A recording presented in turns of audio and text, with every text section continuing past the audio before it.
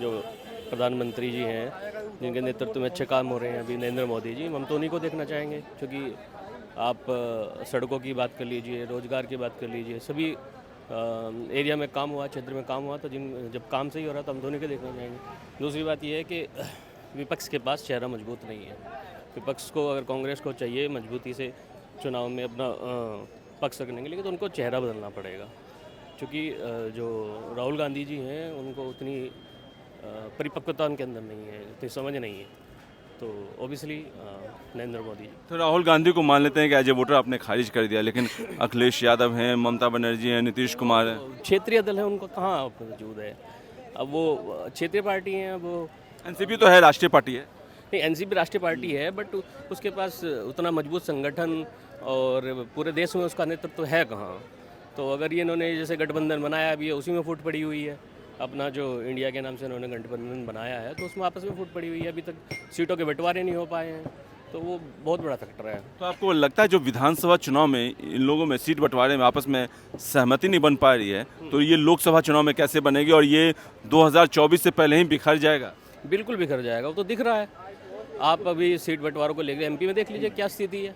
रोज़ वहाँ पर पे आप देख रहे हैं वीडियो किस तरह की आ रही हैं। जिन लोग टिकट कट रहे हैं वो विरोध कर रहे हैं। तो इन लोगों में सहमति बनने वाली नहीं है। पहले भी इसी तरीके से इन्होंने गठबंधन जब बने हैं, तो मेन मुद्दा तो सीटों के बंटवारे को लेकर के तो है, और उसी में सहमति बनी नहीं रही है, तो फिर गठबंधन कैसा रहेगा। यूपी में भी अब अखिलेश यादव तो साथ आए थे कांग्रेस के, लेकिन सहमति नहीं बन पाई, मतलब नाराज चल रहे हैं अखिलेश यादव कांग्रेस से। तो अब मायावती को साथ लाने की कोशिश की जा रही है। क्या लगता है कि ये जो मायावती आ जाए, अखिलेश आ जाए, कांग्रेस पार्टी रहेगी, राहुल गांधी आ जाए, तो इन तीनों की तिकड़ी क्या कोई खेला करेगी 2024 में? देखिए, अखिलेश जी मायावती के साथ पहले भी आ चुके हैं, और आपको पता है उसका हाल क्या हुआ था, आखिर क्या हुआ था। तो अखिलेश जी की बात कर लें, मायावती की बात कर लें, या कांग्रेस की बात कर लें, तो कांग्रेस अखिलेश जी ने तो अभी एक बयान दिया, आपने सुना भी होगा, कि वो अब जो गठबंधन बना है उसको आगे न ला करके अपनी पार्टी को प्रमोट कर रहे हैं। गठबंधन उनका जो है उसको कह रहे हैं कि इसकी सीटें ज़्यादा आएंगी। तो उसी से आप समझ सकते हैं स्थिति क्या है। संगठन नहीं है मजबूत, और ना इनका जो गठबंधन है उसकी कोई रूपरेखा है, ना कोई नेतृत्व है, ना कोई चेहरा है। जब तक चेहरा नहीं होगा तो नेतृत्व किस काम का आएगा। तो जो मोदी की आप तारीफ कर रहे हैं, उसी में विरोधी कहते हैं पढ़ा लिखा नहीं है, टेलीप्रॉम्प्टर से पढ़ता है खाली, और जनता को बेवकूफ़ बता रहा है, चौथी पास भी नहीं है वो। नहीं, देखिए, पढ़ा लिखा होना और नेतृत्व क्षमता होना दोनों अलग चीज़ें हैं। अगर कोई व्यक्ति कम पढ़ा लिखा है, जरूरी नहीं है उसके अंदर नेतृत्व क्षमता नहीं होगी। उनके अंदर नेतृत्व करने की क्षमता पूरी है। और जो ये बनाते हैं देश को विकास करने के लिए जो चीज़ें बनती है, वो तो सचिव बनाता है, ये अधिकारी बनाते हैं, तो वो तो उसमें उनका रोल होता है। लेकिन नेतृत्व क्षमता बहुत अच्छी चाहिए ना, उनके अंदर है, मोदी जी के अंदर। तो उसी वजह से उनके नेतृत्व में देखिएगा आप विकास हो रहा है। आप पहले के सड़कों का जो हाल था, गडकरी जी को मैं बहुत स्पेशल धन्यवाद देना चाहूँगा इस विषय के लिए, कि पहले जो सड़कों की स्थिति थी वो देखेगा, और अब जो हाईवेज बन रहे हैं, कनेक्टिविटी कितनी अच्छी हुई है वो देखिएगा आप।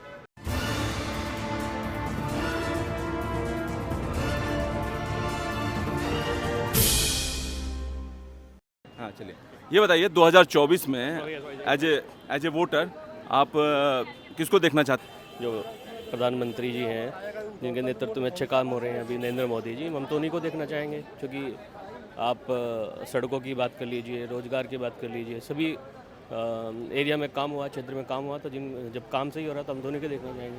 दूसरी बात यह है कि विपक्ष के पास चेहरा मजबूत नहीं है। विपक्ष को, अगर कांग्रेस को चाहिए मजबूती से चुनाव में अपना पक्ष रखने के लिए, तो उनको चेहरा बदलना पड़ेगा। क्योंकि जो राहुल गांधी जी हैं, उनको उतनी परिपक्वता उनके अंदर नहीं है, उतनी समझ नहीं है।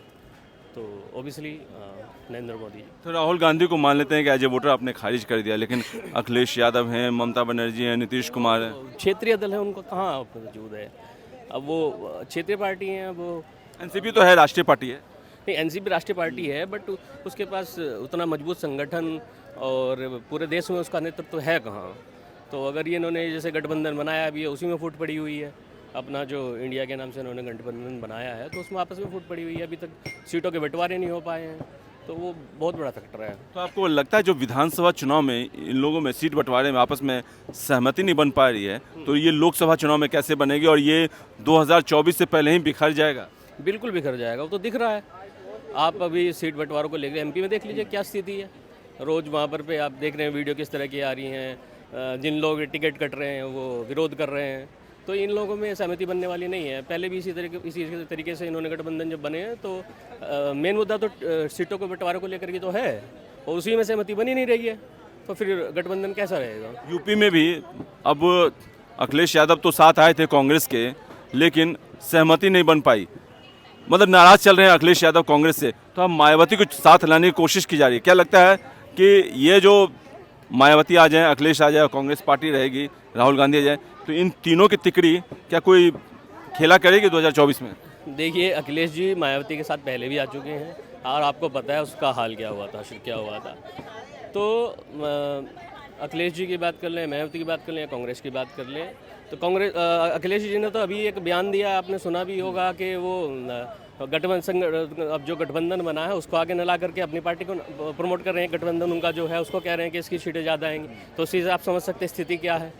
संगठन नहीं है मजबूत, और ना इनका जो गठबंधन है उसकी कोई रूपरेखा है, ना कोई नेतृत्व है, ना कोई चेहरा है। जब तक चेहरा नहीं होगा तो नेतृत्व किस काम का आएगा। तो जो मोदी की आप तारीफ कर रहे हैं उसी में विरोधी कहते हैं पढ़ा लिखा नहीं है, टेलीप्रॉम्प्टर से पढ़ता है खाली, और जनता को बेवकूफ़ बता रहा है, चौथी पास भी नहीं है वो। नहीं, देखिए, पढ़ा लिखा होना और नेतृत्व क्षमता होना दोनों अलग चीज़ें हैं। अगर कोई व्यक्ति कम पढ़ा लिखा है, जरूरी नहीं है उसके अंदर नेतृत्व क्षमता नहीं होगी। उनके अंदर नेतृत्व करने की क्षमता पूरी है, और जो ये बनाते हैं देश को विकास करने के लिए जो चीज़ें बनती है, वो तो सचिव बनाते हैं, ये अधिकारी बनाते हैं, तो वो तो उसमें इनका रोल होता है। लेकिन इनकी नेतृत्व क्षमता बहुत अच्छी चाहिए ना, उनके अंदर है, मोदी जी के अंदर। तो उसी वजह से उनके नेतृत्व में देखिएगा आप विकास हो रहा है। आप पहले के सड़कों का जो हाल था, गडकरी जी को मैं बहुत स्पेशल धन्यवाद देना चाहूँगा इस विषय के लिए कि आप पहले जो सड़कों की स्थिति थी वो देखेगा, और अब जो हाईवेज़ बन रहे हैं, कनेक्टिविटी कितनी अच्छी हुई है वो देखिएगा आप। तो मैं एक तरफा किसी सरकार को सपोर्ट भी नहीं करूँगा, क्योंकि मैं किसी पॉलिटिकल पार्टी से तो हूँ नहीं। एक मुद्दे पे ज़रूर कहूँगा कि रोज़गार के मुद्दे पे बीजेपी सरकार उतना सफल नहीं हो जितना होना चाहिए था, क्योंकि आपको अगर किसी चीज़ को रख रहे हैं तो उसके दोनों पहलू आपको रखने चाहिए। तो यहाँ पे सरकार का इंटरनेशनल लेवल स्तर पर आपकी जो छवि देश की बनी है वो बहुत अच्छी बनी है, लेकिन रोजगार एक ऐसा मुद्दा है जिस पर सरकार विफल हुई है, मतलब पूर्णतः सफलता नहीं मिली। उस पर काम करने की जरूरत है। उस पर बहुत काम करने की ज़रूरत है, क्योंकि भारत की पॉपुलेशन बहुत ज़्यादा है, तो उस वजह से जो है पढ़े लिखे युवा बेरोजगार घूम रहे हैं, तो उनके लिए सरकार को सोचना चाहिए। वो गवर्नमेंट सेक्टर में है या प्राइवेट सेक्टर में प्लांट्स लगे, फैक्ट्री लगेंगे तो उनको रोजगार के अवसर मिले। मोदी के बाद आपको कौन लगता है कि काबिल, जैसे उनका कार्यकाल खत्म हो जाएगा, तो कौन आपको लगता है ओवरऑल इंडिया में कौन ऐसा लीडर लगता है जो देश को आगे ले जा सकता है? देखिए, हो सकता है उनके आने से जब तक वो चाहे कोई और अच्छा लीडर आ जाए, लेकिन मैं जहाँ तक मानता हूँ फिलहाल तो योगी आदित्यनाथ। योगी आदित्यनाथ क्या क्वालिटीज़ मानते हैं उनमें? नेतृत्व क्षमता उनकी भी बहुत बेहतर नेतृत्व क्षमता है, उनकी सोच समझ जो है बहुत अच्छी है, पूरे सर्व समाज को साथ लेकर के चलने की जो उनकी एक क्षमता है वो अद्भुत है।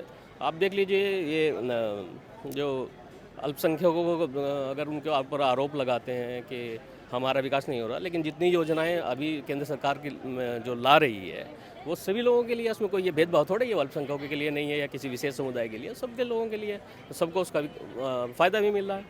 IITN केजरीवाल के विषय में क्या कहना चाहिए, जो कहते हैं कि मैं बहुत पढ़ा लिखा हूँ और देखो देश को कहाँ से कहाँ ले जाऊँगा अगर मुझे मिला जाए, सत्ता मिले मुझे तो?